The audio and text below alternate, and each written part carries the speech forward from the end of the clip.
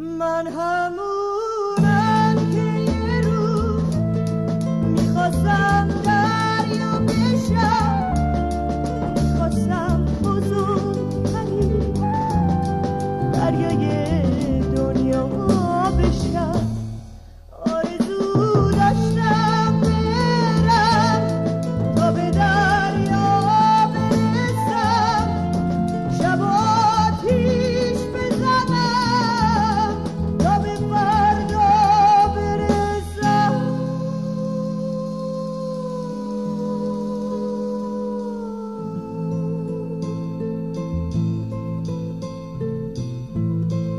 اولش چشمه بودم زیر آسمون پیر، اما از وقت سیاه راهم افتاد.